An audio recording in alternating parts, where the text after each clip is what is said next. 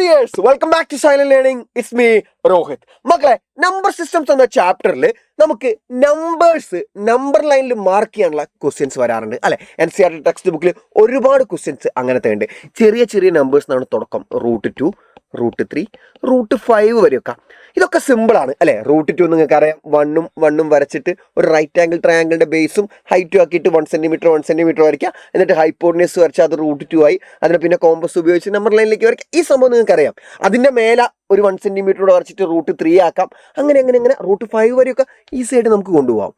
എന്നാൽ ഇതുപോലെ വലിയ നമ്പേഴ്സ് വരുമ്പോൾ √9.3 ഇങ്ങനെയൊക്കെ വരുമ്പം നമ്മൾ എങ്ങനെ നമ്പർ ലൈനിൽ മാർക്ക് ചെയ്യും? അതാണ് ഇന്നത്തെ ക്ലാസ്സിൽ നമ്മൾ പഠിക്കാൻ പോകുന്നത്. വളരെ സിമ്പിളാണ്, ലിറ്ററലി ഒന്നുമില്ല, വളരെ സിമ്പിളാണ്. നമുക്ക് നോക്കിയാലോ. അതിന് മുന്നേ നിങ്ങൾ ആരെങ്കിലും നമ്മുടെ നിഞ്ച ബാച്ചിൽ ഇതുവരെ ജോയിൻ ചെയ്തിട്ടില്ലെങ്കിൽ എത്രയും പെട്ടെന്ന് തന്നെ ജോയിൻ ചെയ്യുക. നമ്മുടെ CBSE ഓൺലൈൻ ട്യൂഷൻ ബാച്ചാണ് നിഞ്ച ബാച്ച് എന്ന് പറയുന്നത്. ക്ലാസ് 9 CBSE പഠിക്കുന്ന കുട്ടികൾക്ക് വേണ്ടിയിട്ട് ഈ ഒരു അക്കാദമിക് ഇയർ മുഴുവൻ ഞങ്ങളെല്ലാവരും science, social science, maths, languages, ഈ സബ്ജക്ട്സിന് ഹിന്ദിയും കാര്യങ്ങളൊക്കെ റിവിഷൻ ക്ലാസ് ആയിട്ട് ആയിട്ടുണ്ടാവുക. ബാക്കിയെല്ലാം സയൻസ് സബ്ജക്ട്സ്, സോഷ്യൽ സയൻസ്, മാത്സിന് എല്ലാ സബ്ജക്ട്സിനും ഡെയിലി ക്ലാസ്സസ് ആയിരിക്കും. നിങ്ങൾക്ക് വീട്ടിലിരുന്നു കൊണ്ട് ഒരു ഫോണോ അല്ലെങ്കിൽ ഒരു ലാപ്ടോപ്പോ അല്ലെങ്കിൽ ഒരു PC ഉണ്ടെങ്കിൽ കൃത്യമായിട്ട് ക്ലാസ് അറ്റൻഡ് ചെയ്യാം. കൃത്യമായിട്ട് നിങ്ങൾക്ക് അടിപൊളിയായിട്ട് പഠിച്ചിട്ട് ഈ ഒരു അക്കാദമിക് ഇയറിൽ ടോപ്പേഴ്സ് ആവാൻ കഴിയുന്ന ഒരു ബാച്ചാണ്, നിങ്ങളെ സഹായിക്കുന്ന ഒരു ബാച്ചാണ് നിഞ്ച ബാച്ച് എന്ന് പറയുന്നത്. സോ ഇതിലെ ഫീച്ചേഴ്സും കാര്യങ്ങളൊക്കെ നിങ്ങൾക്ക് അറിയാം. ഓരോ ചാപ്റ്റർ കഴിയുമ്പോഴും എക്സാംസ് ഉണ്ടാവും, യൂണിറ്റ് ടെസ്റ്റും ടേം എക്സാംസും എല്ലാം ഉണ്ടാവും. ഓരോ ക്ലാസ് കഴിയുമ്പോൾ ആ ക്ലാസ്സുമായിട്ട് റിലേറ്റഡ് ആയിട്ടുള്ള 10 MCQ ക്വസ്റ്റ്യൻസ് നിങ്ങളുടെ കയ്യിലേക്ക് എത്തും. നോട്ട്സും കാര്യങ്ങളും എല്ലാം തന്നെ അന്ന് രാത്രി തന്നെ നിങ്ങളുടെ കയ്യിലേക്ക് കിട്ടും. അങ്ങനെ ഒരുപാട് ഫീച്ചേഴ്സ് അടങ്ങിയിട്ടുള്ള ഒരു ബാച്ചാണ് നിഞ്ച ബാച്ച് എന്ന് പറയുന്നത്. സോ ഇനിയും ജോയിൻ ചെയ്യാൻ ആരെങ്കിലും ബാക്കിയുണ്ടെങ്കിൽ എത്രയും പെട്ടെന്ന് ഈ ഒരു നമ്പറിൽ കോൺടാക്ട് ചെയ്ത് ജോയിൻ ചെയ്യുക. വെറും 3000 അല്ലെങ്കിൽ 2999 റുപ്പീസ് മാത്രമേ ഒരു കൊല്ലത്തേക്ക് നിങ്ങൾക്ക് ഫീസ് വരുന്നുള്ളൂ. വളരെ വളരെ ചെറിയൊരു ഫീസാണ് വരുന്നത്. സോ ഇനിയും ജോയിൻ ചെയ്യാൻ ഏതെങ്കിലും മക്കൾ ബാക്കിയുണ്ടെങ്കിൽ എത്രയും പെട്ടെന്ന് ജോയിൻ ചെയ്യാൻ. നിങ്ങൾക്ക് എല്ലാം കൊണ്ടും ബെനിഫിഷ്യൽ ആയിട്ടുള്ള ഒരു ബാച്ച് തന്നെയായിരിക്കും നിഞ്ച ബാച്ച് എന്ന് പറയുന്നത്. സോ മക്കളെ, നമുക്ക് നോക്കിയാലോ എങ്ങനെയാണ് √9.3 എന്ന് പറയുന്ന നമ്പർ ലൈനിൽ മാർക്ക് ചെയ്യാൻ നോക്കാം.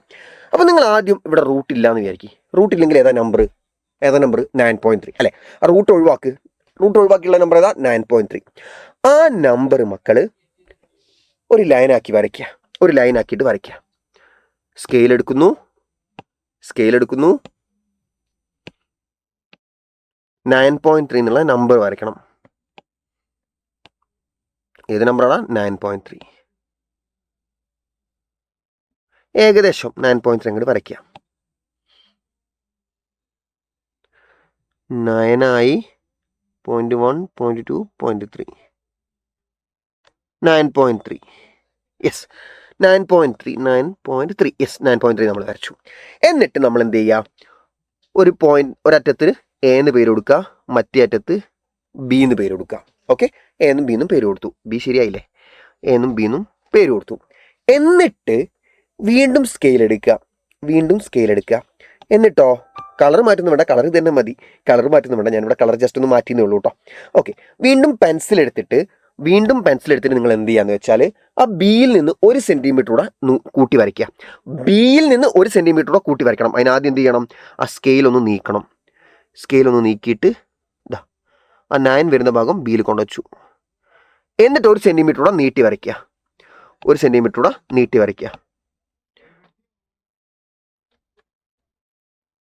കുറച്ച് താഴെയായി പോയോ, മേലെയായി പോയോ? ശ്രദ്ധിച്ച് വരയ്ക്കണം ഇത്, ഇല്ലെങ്കിൽ ഒരു ചെറിയ രീതിയിൽ തെറ്റിപ്പോയാൽ മതി, ഫുള്ള് തെറ്റും. ഓക്കെ, 1 സെന്റിമീറ്റർ കൂടെ നീട്ടി വരച്ചു. എന്നിട്ട് ആ പോയിന്റിന് ഞാൻ C എന്ന് പേര് കൊടുത്തു. എന്ത് പേര് കൊടുത്തു? C എന്ന് പേര് കൊടുത്തു. ഓക്കെ, ഇനി നിങ്ങൾ എന്ത് ചെയ്യാന്ന് വെച്ചാൽ ഈ വലിയ ലൈനിലെ ലൈൻ ഏത്? AC എന്ന ലൈനിന്റെ മിഡ് പോയിന്റ് കണ്ടുപിടിക്കണം. മിഡ് പോയിന്റ് എങ്ങനെയാണ് കണ്ടുപിടിക്കുക? സ്കെയിൽ കൊണ്ട് അളന്നിട്ട് കണ്ടുപിടിക്കാനാണോ? അങ്ങനെയല്ല. നിങ്ങൾ എന്ത് ചെയ്യുക? അതിൻ്റെ ബൈസെക്ടർ വരയ്ക്കാം. അതിന് നമുക്ക് കോമ്പസ് ആവശ്യമുണ്ട്. കോമ്പസ് എടുക്കുന്നു. കോമ്പസിന് നമുക്ക് കളർ ഏതെങ്കിലും ആവട്ടെ അല്ലേ. നിങ്ങൾ എന്ത് ചെയ്യുക? ആദ്യം നിങ്ങൾ കോമ്പസ് ഒരു സ്ഥലത്ത് കൊണ്ടുവെക്കണം. എവിടെ കൊണ്ടുവെക്കണം എന്ന് ഞാൻ പറഞ്ഞുതരാം. എയിൽ കൊണ്ടുവെക്കുക. എന്നിട്ട് കോമ്പസിൻ്റെ ഈ ഒരു പെൻസിലിൻ്റെ ആ ഒരു ലെങ്ത് ഇല്ലേ, ഈ ഒരു ഗ്യാപ്പ് ഇല്ലേ, അത് നിങ്ങൾ ഈ AC എന്ന ലൈനിലെ ആ വലിയ ലൈൻ AC അതിൻ്റെ പകുതിനേക്കാളും കൂടുതൽ ഗ്യാപ്പ് എടുക്കുക. അതിൻ്റെ ഹാഫിനേക്കാളും കൂടുതൽ ആ ഒരു ഗ്യാപ്പ് എടുക്കുക. എന്നിട്ട് എന്ത് ചെയ്യുന്നു? ഒരാർക്ക് ഇങ്ങനെ വരയ്ക്കുന്നു. ഇങ്ങോട്ടൊരു ആർക്ക് വരയ്ക്കുക. അത് കഴിഞ്ഞിട്ട് മക്കൾ താഴെ അതുപോലെ തന്നെ അവിടെ തന്നെ പെൻസിൽ വെച്ചിട്ട് താഴെ ആർക്ക് വരയ്ക്കണം. ഒരു മിനിറ്റ്.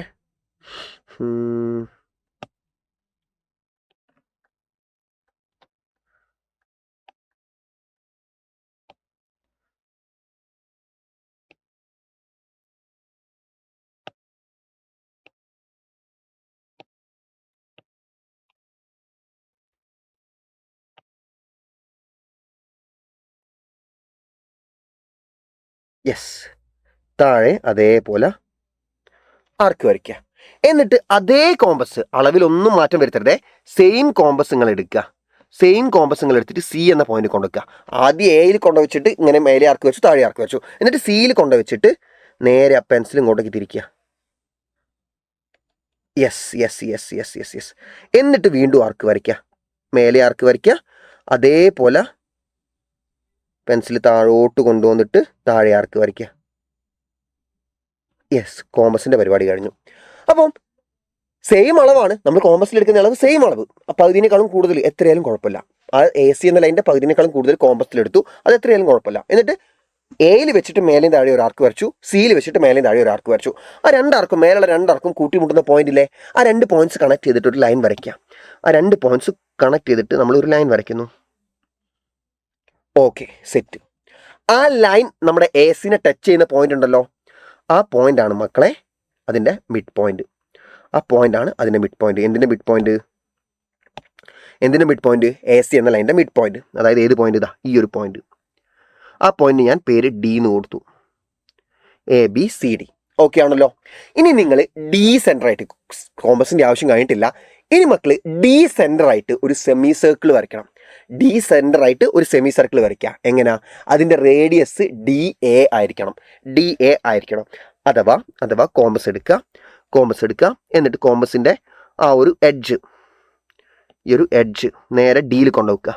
ഡിയിൽ കൊണ്ടുവച്ചിട്ട് അതിൻ്റെ ആ ഒരു ഗ്യാപ്പ് ഇങ്ങനെ കുറച്ച് അതേൽ കൊണ്ടുവെക്കുക. അതായത് അപ്പം റേഡിയസ് എത്രയാണ് വരിക? DA അല്ലെങ്കിൽ AD എന്നുള്ള ഡിസ്റ്റൻസ് ആണ് എന്ത് വരിക? റേഡിയസ് വരിക. എന്നിട്ട് നിങ്ങൾ സെമി സർക്കിൾ വരയ്ക്കുക. സെമി സർക്കിൾ നേരെ പോയി സീൽ നിന്നോളും, പേടിക്കണ്ട കേട്ടോ. നേരെ പോയിട്ട് സീൽ നിന്നോളും.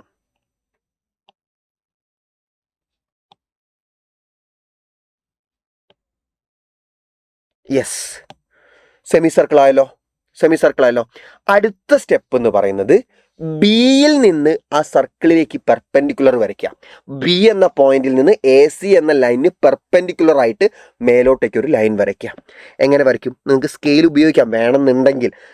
സ്കെയിൽ പെർപെൻഡിക്കുലർ ഉപയോഗിക്കാൻ, സ്കെയിൽ അല്ലാതെ നമ്മളെ കോമ്പസിൽ വേറൊരു സാധനമുണ്ട്, നമ്മൾ സെറ്റ് സ്ക്വയർ എന്ന് പറയുന്ന ഒരു സാധനമുണ്ട്. അത് ഉപയോഗിച്ചിട്ട് പെർപെൻഡിക്കുലർ ഈസി ആയിട്ട് വരയ്ക്കാവുന്നതാണ്. നിങ്ങൾ ചെറിയ ക്ലാസ്സിൽ പഠിച്ചിട്ടുണ്ടാവും.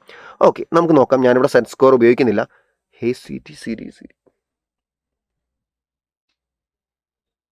സിരി കയറി വന്നത് ഇടയ്ക്ക്.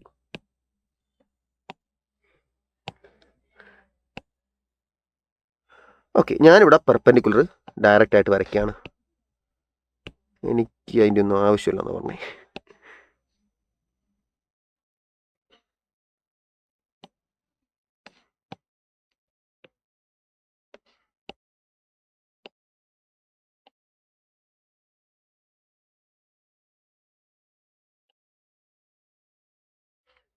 ഓക്കെ, പെർപെൻഡിക്കുലർ വരയ്ക്കുക.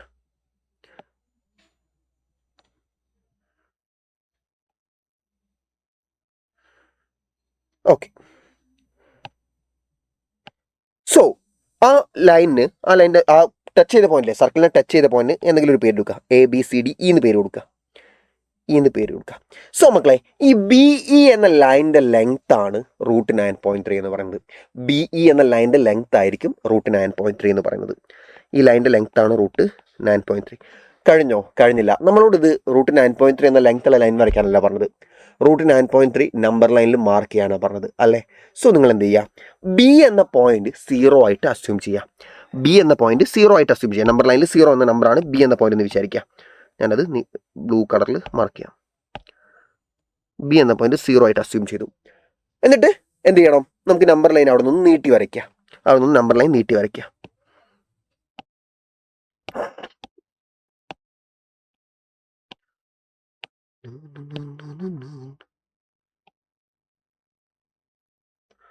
നമ്പർ ലൈൻ ഒന്ന് ജസ്റ്റ് ഒന്ന് നീട്ടി വരയ്ക്കാം, അതിൽ കൂടുതലൊന്നും ചെയ്യുന്നു വേണ്ട.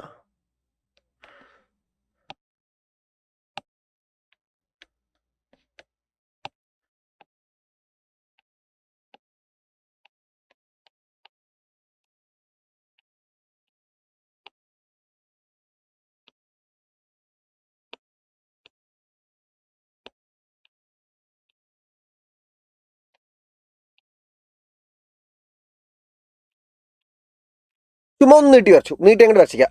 ഇന്ന മെഷർമെൻറ്റ് ഒന്നും ചുമ്മാ നീട്ടി വരയ്ക്കാം. എന്നിട്ട് നിങ്ങൾ എന്ത് ചെയ്യുക, വീണ്ടും കോമ്പസ് എടുക്കാം.